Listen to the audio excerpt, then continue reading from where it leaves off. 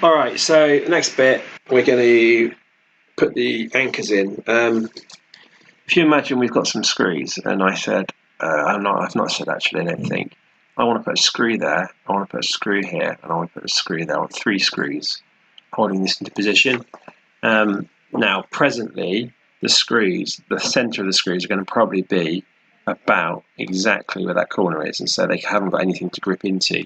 So what I'm going to do is I'm going to create like a circular little sort of anchor place where they can screw into, a 2mm hole effectively. And that means that when they've got a 3mm screw, they can easily connect the acrylic face to the casing, to the 3D printed casing.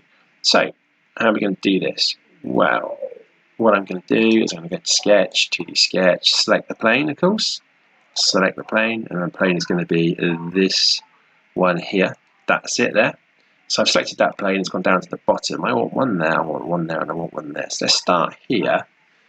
And what I'm going to do there is I'm going to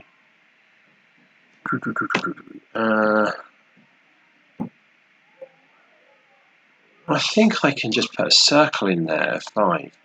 So if I put a circle in there of 5, I want to put a 2mm hole through the middle, so that would be big enough. If I do that, and I do one here as well, and then I do one here, I think this is right. What I can do is I can extrude all these. So go to extrusion. Now it's going to get a little bit eggy, I think. So on a positive extrusion, I'm going to push it the other way. Now this is how much. This is 150, and because that is 3, and there's 2 of them, that means 6. So I want that to go down 109. Yeah, 150 minus 6, 109. So in here, let's put 109. Oh, that wasn't right. 109. And that's now going to go all the way to the bottom. But I think what I can do at the same time, I think I can get this one to do it as well. And I can get this one to do it. I'm just going to check on this. Is it looking alright? Well, I can't really see that one. I'm going to press OK, because I think that's OK. Oh, no, can you see what's happened? It's cut them out. Back to the extrusion. Let's open it back up. Double click on it. It's going in. Can you see it's cut it away here? I want it solid. Now, I think that's OK now. So I'm going to press OK. And you can see, yeah, brilliant. What we've got is we've got a solid extrusion. Now, my worry here, because I might have lost my corner point, I'm not sure. So I'm going to go back up to this face. I don't like the bottom face, I want to go on the top face. So I'm going to spin this round, go on to the top face. I'm hoping that this geometry is still there, and I'm not sure it really is. So what I want to do is produce a hole going through it. This is a hole tool, and I want it to go all the way through, and I want it to go to a diameter of 2mm. But I don't think that I can click onto there. Can you see? I can't click onto there because the geometry's gone. Now, of course, there is a way of getting the geometry back, but I don't know it. So instead, what I'm going to do is just sort of fudge it a little bit. And the way I'm going to do that is go to a sketch. Now, I've got to select a plane. I've selected my plane. I'm going to, and you see that that's incorrect there. That chamfer's going the wrong way. I'm going to come out. Oh, no, it's not here, is it? I'm sorry. Right, it's not there. It's here. It was 3 by 1.5, wasn't it? So I'm going to go onto that point there, and I'm going to type in 1.5 tab 3 tab, and that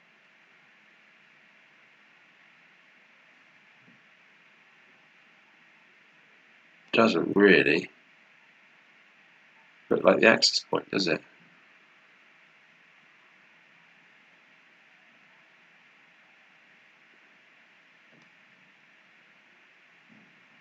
that. Doesn't look quite right.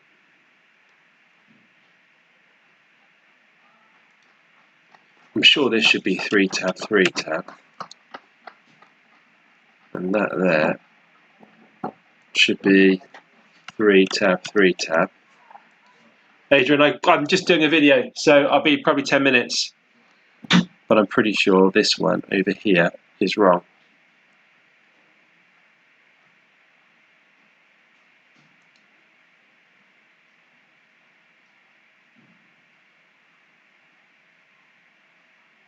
I think it's more like here.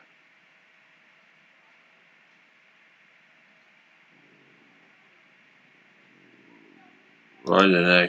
I'm not too sure. Anyway, I'm going to go with that because I feel that's better, and that is also where that's going to. That line is going to that one. So I'm going to go with those points. And now I'm going to go and get my hole tool.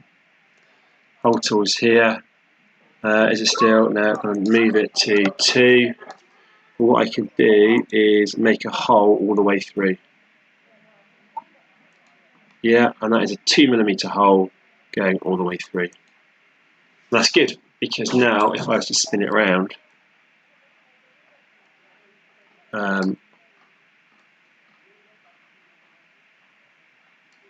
let's go down here, for example, you can see that hole goes all the way through, which is brilliant. There is, however, a problem with one of these fillets, isn't there?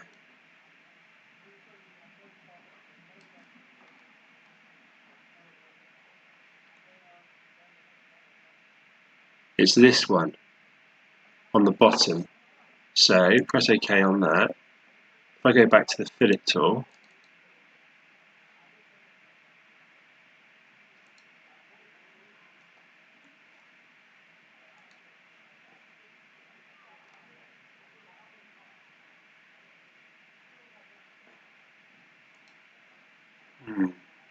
I think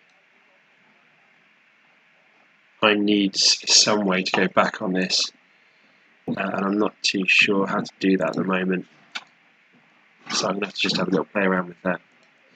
But something needs to be done about that, if that isn't right. Maybe I could just actually delete that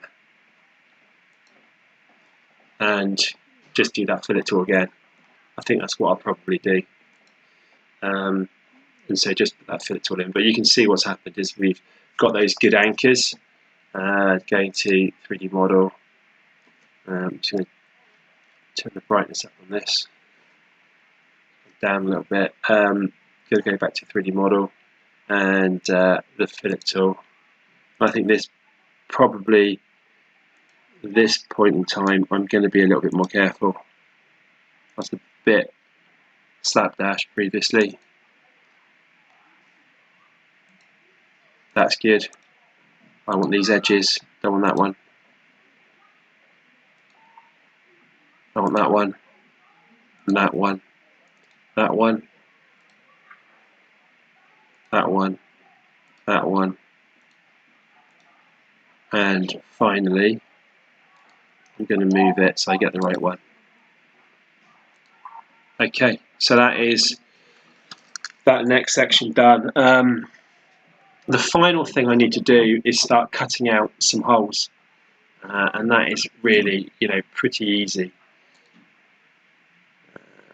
Turn it around. Let's have a little look at this picture. I need to put some 7-segs in there. I need to put some circles in there. A circle in there. So again, it's about geometry, isn't it? I've got myself a 7-segment here, and if I measure it, I think it comes out at 19 by 12 or something. Yeah, 19 by 12.6 and 19 by 13. What I can do is I can go back to my sketch, 2D sketch. I can select my face.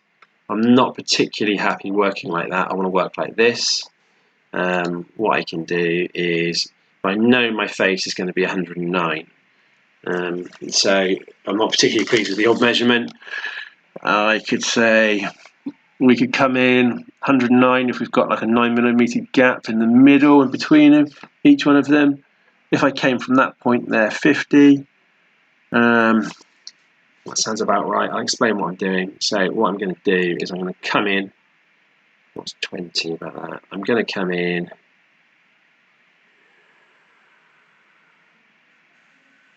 $50 by 10. Yeah, 10 tab 50. And I'm also going to do exactly the same from the other side. So 10 tab 50 tab. And from the top there, I've drawn 2 rectangles. I'm not too sure what that line is. That line is, I don't know. So now what I'm going to do, just so we can get this done, is I'm going to draw in my 7 segment, which was 13. No, wrong one. Which was 19 tab 13 tab, and that one of them is going to go in there, and the other one is going to go in here. So that's going to be 19 tab 13 tab, and I've got both of those. Now, if I was to extrude these, I think I'm going to go all the way through. So I've got to go to 3D Model Extrude and click on both of these. I want to negatively extrude, so I can go to this. But can you see it shoots all the way through? So I just want to limit this, and of course I don't need to go any further than 6mm, I think, I put 10 in there. And then we cut the holes for the 7 segs. So you can sort of see now what you need to do. Of course, you need to measure the components to make sure you're getting the right size. But I can now put in some LED holders, and I can put in some other bits and pieces. But that's fundamentally what you need to do when you do your casing. So I hope that has that's been helpful. Lastly, to be honest with you, you could send it to me like this. But the other thing you could do, which would be quite handy, is if this was finished, which it isn't, you could go to File. I don't really want this actually, but I'll show you what I send it to me as an Inventor file because I can do more with it. You could go to Export, and you can go to CAD format. And what we really need is an STL file. So go to Options, and